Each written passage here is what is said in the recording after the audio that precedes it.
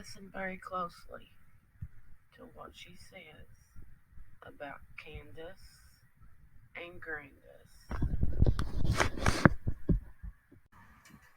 A good little Mark Petro Huggies. With Daryl Jacobs, you all thought, oh, vulnerable lick, she's drunk or something.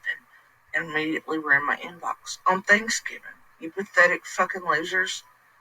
You were really like, oh, look, vulnerability. Like a pack of fucking vultures. And you thought I was just going to give you fucking information about the dogs that you and Lizzie and Chase have all had going for a couple days because you got some other cockamamie ass theory that's also wrong. And just let me tell you here, you should have noticed by now that you were also lied to by K.N.S and Dawn about what my daughter said. It was fed to Daryl, that was then fed to you, but the whole world, because you and your sources are too fucking lazy to even listen to my videos, or the wives that my daughter actually spoke on and told that story to. Just like she did the cops before we ever left.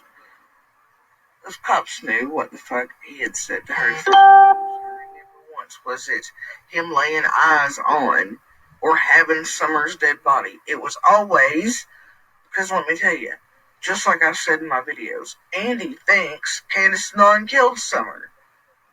And honestly, at this point, I'm fucking with him, but I'll go one step further, and let me tell you this. Either, for me, Candace is still not on that. Candace covering up Summer's death is a possibility for me. But there's definitely something wrong with Grandis. Her covering up shit, definitely high possibility. Because, see, I'm one of the very few that can give you a first-hand account of anything Grandis has said. Which, by the way, is in my statement to cops, handwritten. That only two of us on this planet have. And I'm the only one that has Grandis' own words. That don't match up with what was happening on that hill and with what Grandis said later. In her very few statements, including to Emma in text and things. And there's another theory here. But you know, after the con job Candace and them have pulled throughout this thing on me, and you trying to get her to change her story. I'm watching her the other night, trying to get me to change my story for profit and money on Summer. Gave me a whole different idea and perspective of who they fucking were and are. But that money mattered more, and getting me to change my story mattered more than. That's not sitting right with me at all, and it's why I'm super questioning. But there's one theory I've had from the beginning as I dropped my purse that day in that fucking driveway about what could have happened to Summer.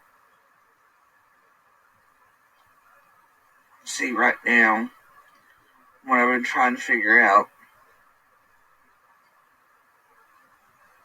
is a couple of things. Because trust me, at a certain point, I'm going to come out with, I'm going to find those little pieces I'm looking for. But, yeah. But anyway. So, yeah, it's weird.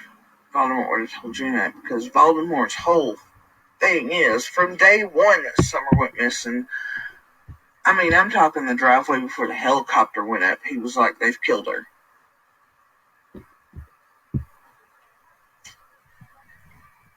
And that's exactly what he was saying to my daughter that night.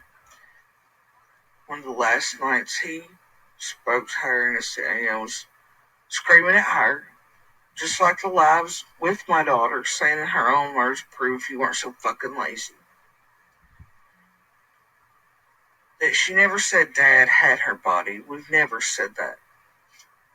Just like your stupid ass called Candace into the fucking feds to get my hair and then not knowing what happened because the feds aren't talking back to you all. So you didn't know what happened. So there you are sitting stalkers by that were watching the feds and Andy's